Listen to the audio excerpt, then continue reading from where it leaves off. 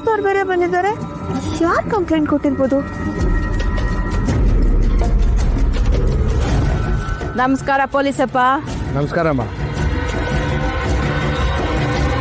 ಎಲ್ಲ ಯಾಕೆ ಹಂಗೆ ನೋಡ್ತಾ ಇದ್ದೀರಿ? ಇದು ಹೆಣ್ಮಗಿ ವಿಷಯ.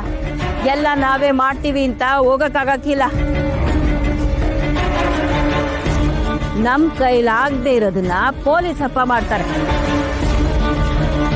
ಅವ್ರಿಗಿಂತ ಚೆನ್ನಾಗಿ ಪತ್ತೆದಾರಿ ಕೆಲಸ ಇನ್ಯಾರು ಮಾಡ್ತಾರೆ? ಅದಕ್ಕೆ ಪೊಲೀಸ್ನವ್ರಿಗೆ ನಾನೇ ದೂರು ಕೊಟ್ಟೆ. ಸರಿಯಾಗಿ ಮಾತಾಡ್ರಿ ಅತ್ತೇವಾ. ಓಹೋ, ಇವಳೇನೋ ದೊಡ್ಡದಾಗೆ ಪ್ಲಾನ್ ಮಾಡ್ತಿದ್ದಾಳೆ ಅನ್ಸ್ತಿದೆ. ಅಥವಾ ಆ ಹುಡುಗಿ ಏನಾದ್ರೂ ನಿಜವಾಗ್ಲೂ ಕಳ್ದೋಗಿದ್ದಾಳ? ಪೊಲೀಸಪ್ಪ ನೀವೇ ವಿಚಾರಿಸ್ಕೊಳ್ಳಿ.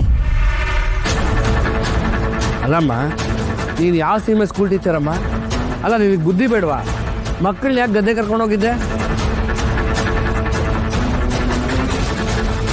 ಸರ್, ಅದು ಪ್ರಾಕ್ಟಿಕಲ್ ಆಗಿ ಹೇಳ್ಕೊಳ್ಳೋಣ ಅಂತ.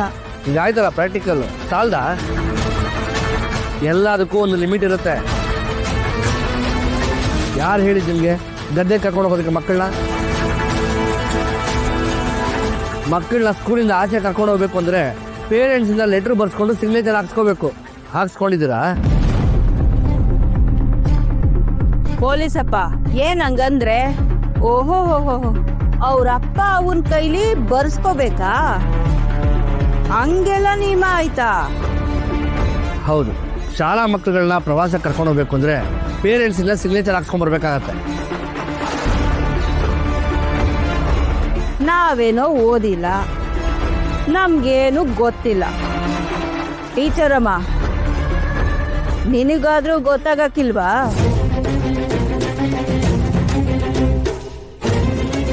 ಇದು ಹೆಣ್ಮಕ್ಳ ವಿಚಾರ.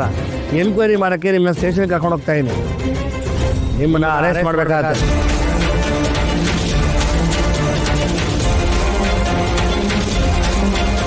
ಕರ್ಕೊಳಮ್ಮ, ನಿಂತ್ಕೊಳ್ಳಿ.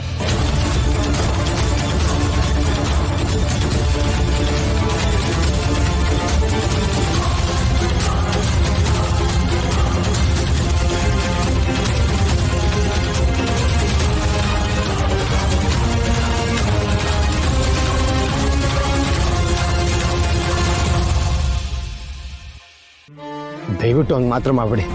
ಇದ್ರಾಗೆ ಟೀಚರ್ ಒಂದು ಏನೂ ತೆಪ್ಪಿಲ್ಲ.